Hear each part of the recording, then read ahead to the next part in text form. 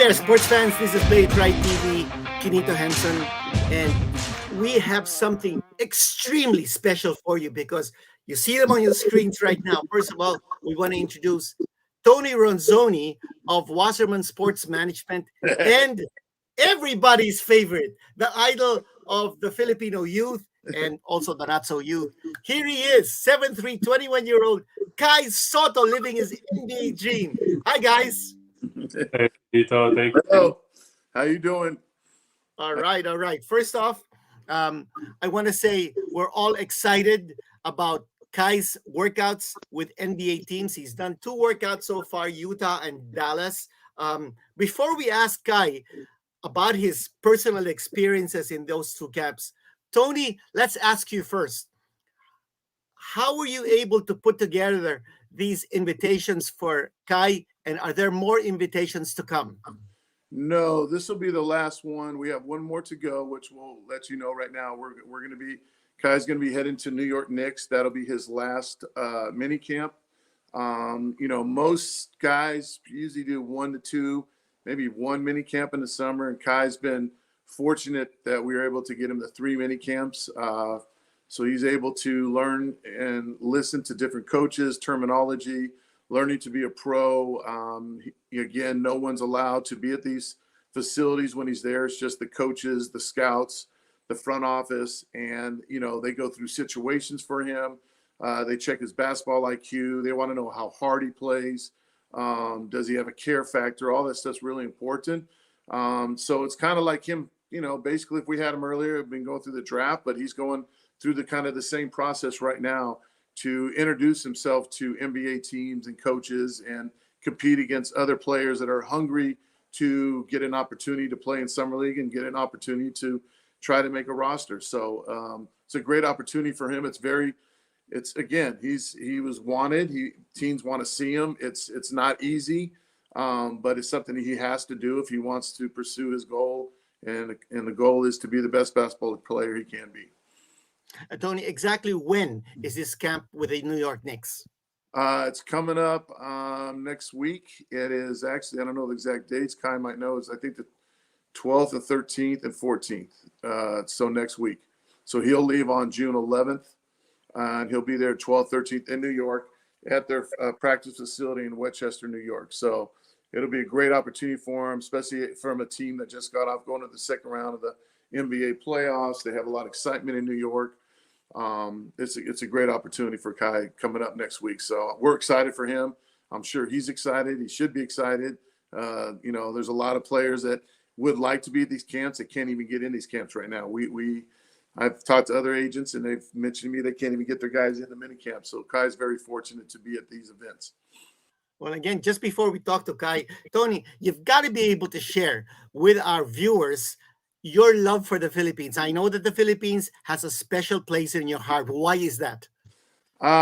First of all, when I went over there in '89 with the 6'5" and under team, and Sean Chambers was my roommate, I just fell in love with the country. I fell in love with the people. I fell in love with the food. Chicken adobo is right now on my list of what I want to eat all the time. The people are just, and I love the fact they love the game of basketball. I mean, it's passionate people. They're very friendly. I just love it over there. So whenever I have an opportunity to visit the Philippines, I'm definitely going to the Philippines. I love everything about it. And Tony, of course, your wife was Filipina, and you've got Phil-Am twin boys ready to play in the Philippines? Oh, yeah, they're excited. We're getting their information done, and I'm sure Kai's going to help the recruitment of them where they should go. So we're working on that right now. The Kai knows my twin boys, Kate and Austin, real well, and we're just waiting for getting the process. And then once it happens, they're ready to get over there. They're more excited than anybody I know. They're ready to go live in the Philippines, be part of the Filipino culture. So it's exciting.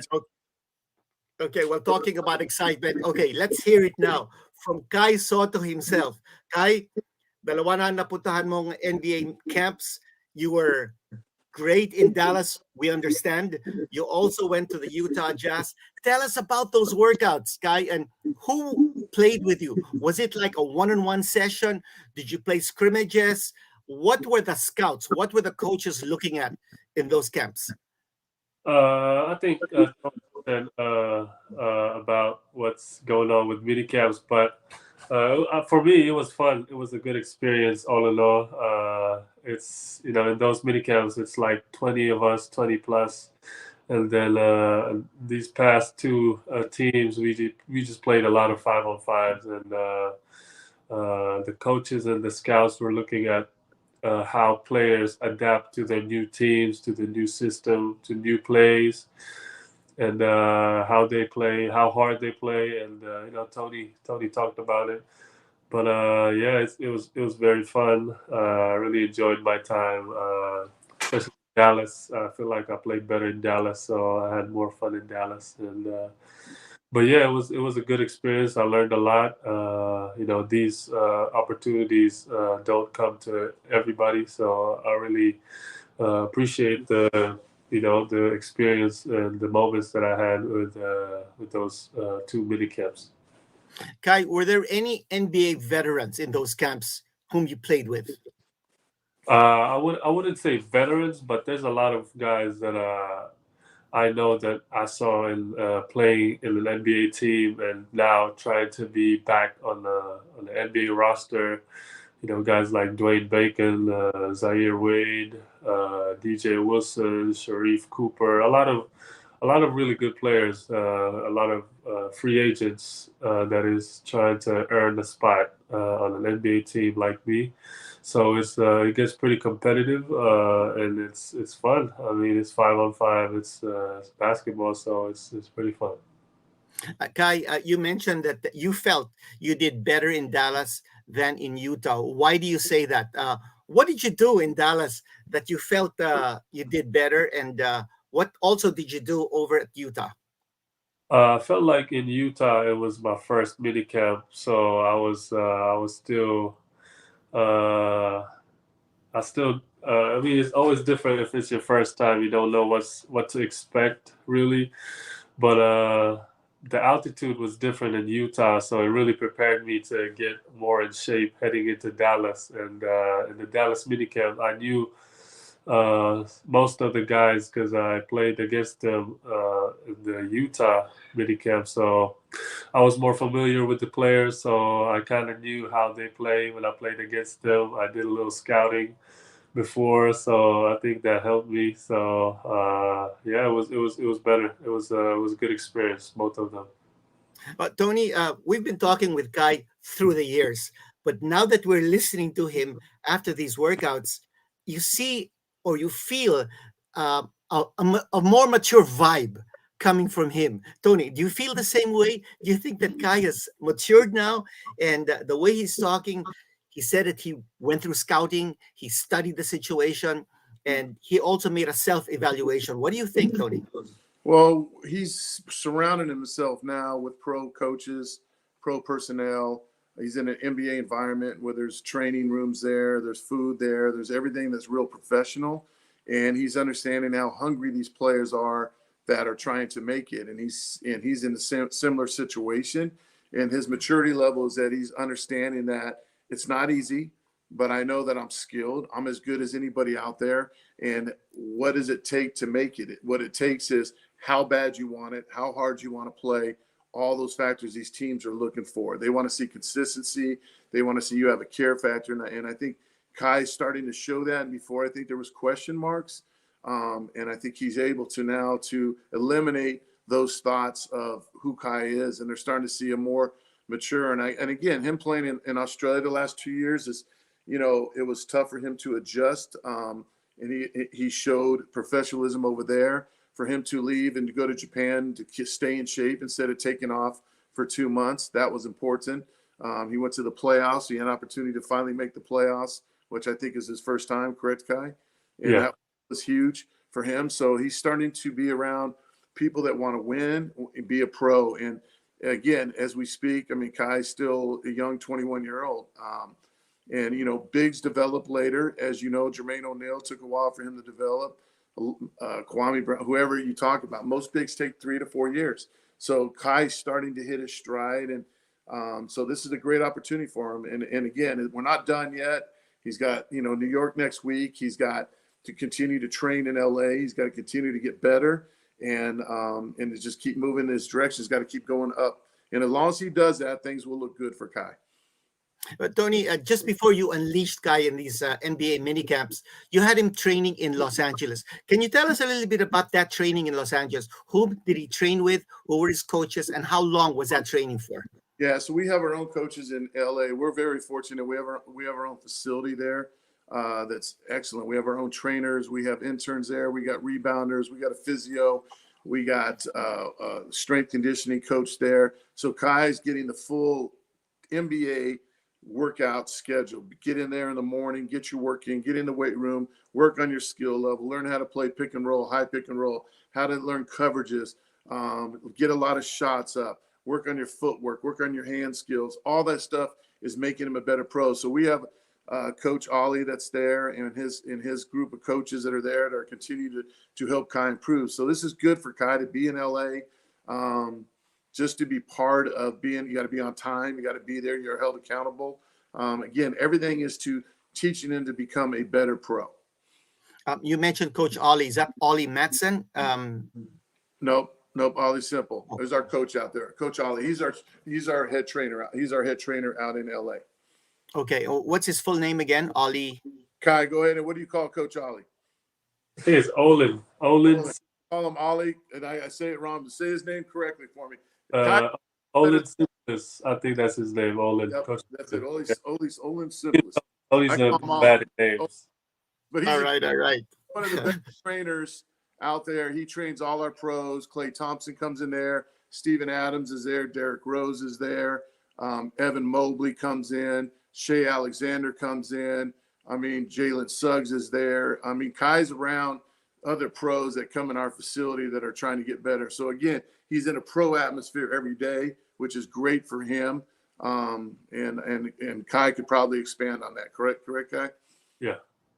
Yeah, well, Tony, you're making sure that Kai's in good hands. Kai, about your training in Los Angeles, how tough was that? And coming off stints in Australia and Japan, it's almost like you're totally prepared now to make this big push for the NBA. Yeah, I mean, I always want to feel prepared, and I think the past season with Australia and Japan, I really learned a lot.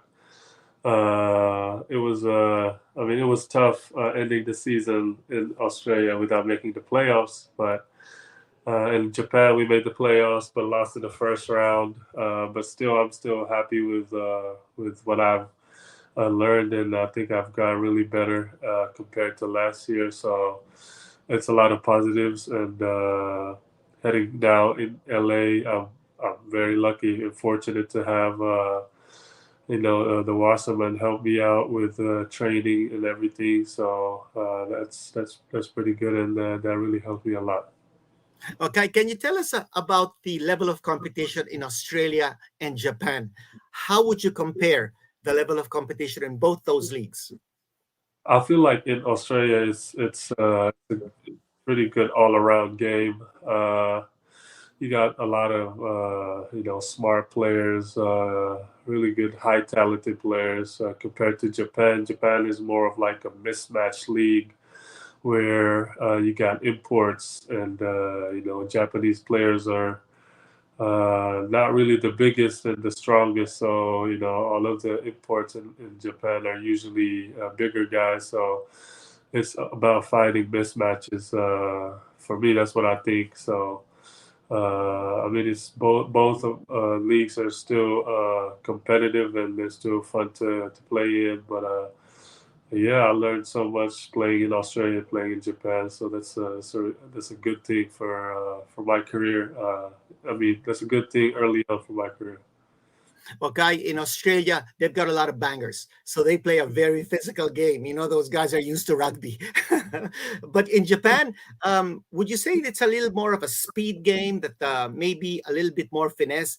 And so your exposure to physicality and the finesse game, I mean, you got the best of both worlds. Would that be a fair evaluation? To be honest, I think Japan is more physical for me. Wow, really? Because I think I'm usually guarding a big import, and Okay.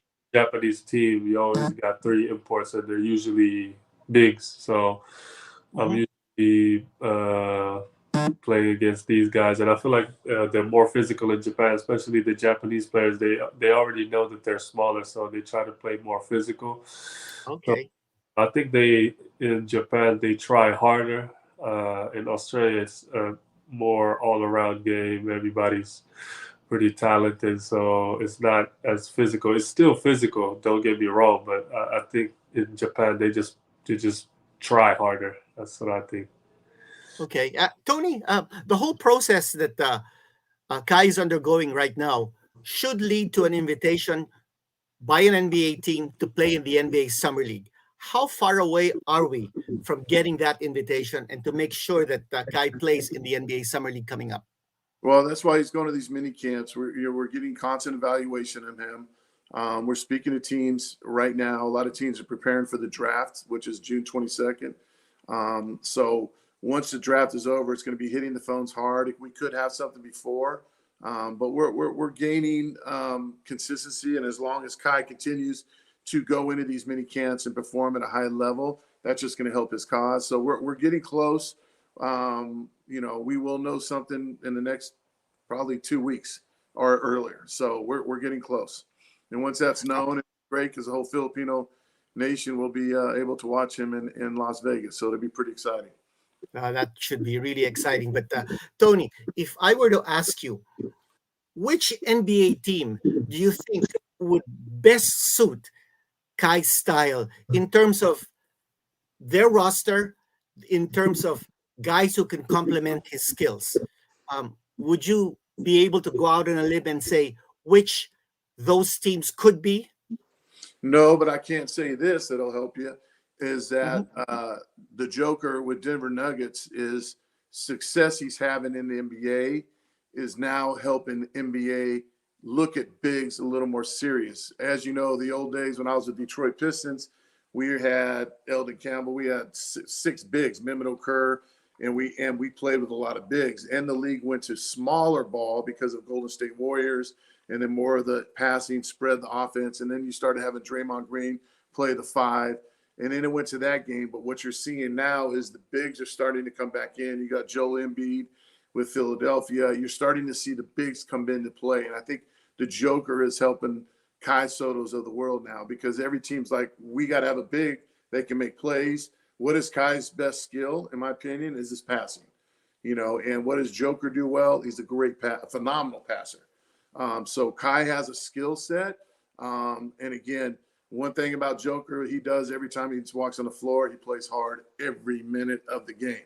And Kai's getting there. He's young. We're not using that excuse anymore, but he's learning to consistently got to play hard every time. That's what NBA teams are looking for. His skill set is there. He could pass, he could shoot, he can rebound. I mean, he's got it. It's just a matter of him getting consistent and making shots, and he can shoot the three ball. So he's got the skill set. It's there. And it's just now he's competing against other guys that want it like him. So he's in the right place, the right frame. These workouts are big for him. And again, he's got one left, plus his LA workouts, and then we'll see from there. Well, Tony, I was talking once with an NBA expert, someone who's based in the US, and he said that Kai could be the next Kristaps Porzingis. What do you think of that comparison? He does. He's got a similar game to Kristaps. I say Kristaps is a little more perimeter orientated than Kai. I like Kai down on the block too, and I like him at the high post area. I like him to put it on the ball on the deck a little more and make plays that way, which I think he can do more consistent. Kristaps is probably a little more mobile than him, even though he does get injured and he moves well. But I'd say Kai has a similar game. But I'd say right now Kristaps a better three ball shooter, but I think Kai is better down on the block. So it's a good comparison. I like to get him to Joker's level. If he ever gets to that level, we're all going to be happy. Whoa. Okay. That'll be at a very high level. Well, Kai, let's talk about the Gilas training pool. So 21 men have been named to the Gilas training pool. You are one of those elite players who've been named. What do you think are the chances of you playing for the Philippine team in the World Cup? How excited are you to make that happen? And would that in any way be in conflict with the NBA Summer League that's coming up? I'm very excited. First of foremost, I mean, any basketball player would want to play for their country, especially at this level. It's the World Cup, and the Philippines is hosting, so it might be for most of us the biggest games in our career. This coming World Cup, so I'm very very excited. It's an honor to be part of the pool, and it's going to be an even bigger opportunity, bigger challenge if I make it to the final 12. So yeah, I'm very excited. I saw the list. It's all really good players. So really looking forward to it. And summer league won't be a conflict in terms of the scheduling after before the World Cup, because summer league finishes mid July, I think, and the World Cup is end of August. So I think there'll be time. Yeah, I think there will be time because Jordan Clarkson is committed 6 weeks to be with Gilas, and that'll include the days of the World Cup itself. So that means about July 31st, he'll be available. That will probably also be the same time that you'll be available for Gilas. Would that be a fair evaluation of the situation? I feel like yes, because right now I'm just focusing on these mini camps, and then I'm just about to focus all in on the summer league. Try my best. I mean, this is my dream to make it to the NBA, so I just gotta keep on working to make it there.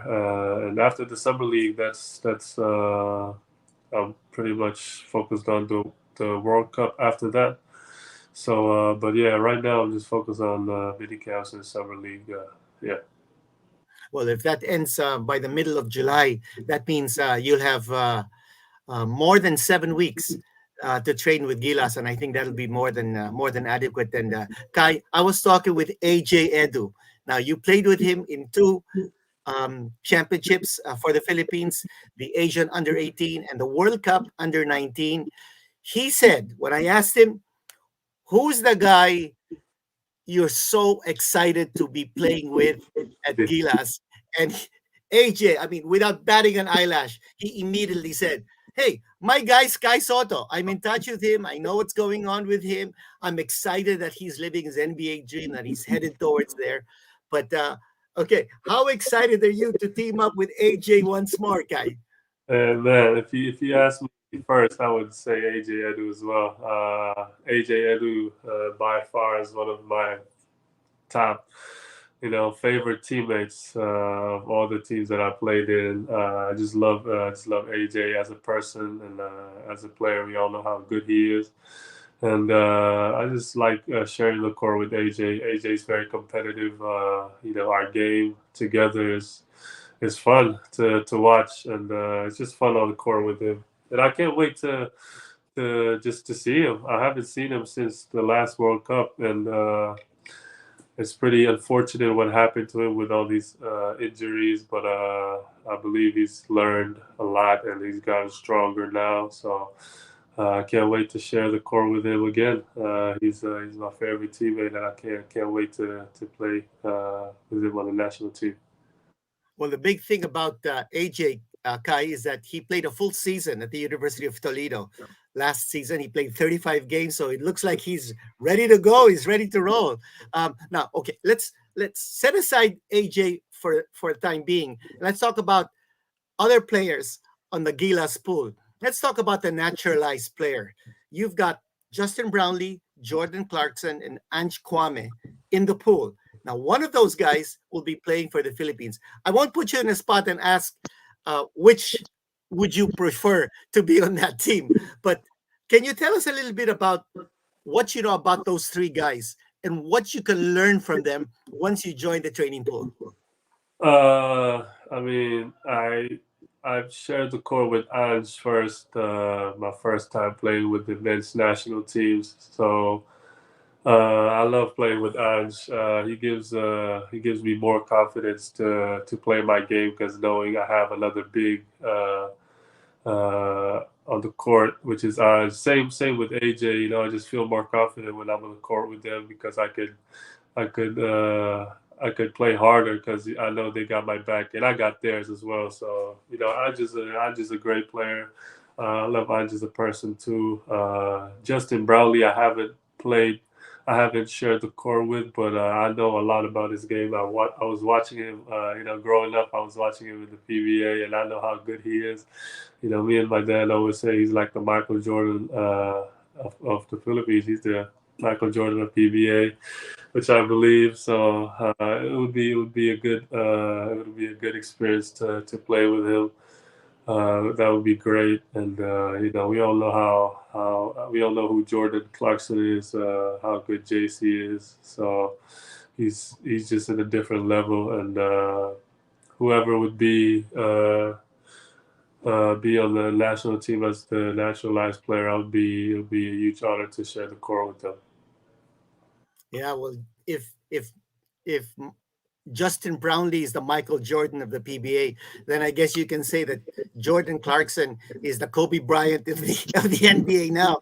Um, but Kai, okay, the prospect of playing in the World Cup, not just against the best players in the planet, but also before your home country fans. Guys, your countrymen, your fellow Filipinos are going to be in the stands. How great a feeling is that for you? Man, to be honest, as a 21-year-old basketball player, I think it's going to be the biggest opportunity, biggest challenge, the highest level that I'm about to play so far in my career is in this upcoming World Cup. As you said, it's going to be held in the Philippines. All the people that I know will be watching and supporting, and you know, the best of the best in the world will be there and playing as well. So it's gonna be it gives me chills every time I talk, every time I think about it. So I'm just very excited. It's gonna be a big opportunity as a basketball player to play in that level, play in that World Cup stage. So yeah, it's a big deal. So I just can't wait. Okay, after the World Cup, I mean, the world is open for you. It could lead to a stint in the NBA. You're guaranteed a fresh contract to stay with Hiroshima in the Japanese B League. What do you think is the future looking for Kai Sotto? I mean, this past couple of months, I'm just focusing on the present. I feel like this past years I focused too much on the future and I let go of what's happening in the present. So right now I'm just focused on the mini camps and the summer league, and then I'll focus on the World Cup after that. And you know, who knows what happens after the World Cup? But I'm just focusing on giving it my best, giving it my all my effort this upcoming mini camps and summer league, and you know, whatever happens after that, you know, God help me. So we'll see. I'll tell you, the entire Filipino nation is right behind you, Kai. We're praying for you. We're always cheering for you. And before we let you go, Kai, I see that logo on your shirt.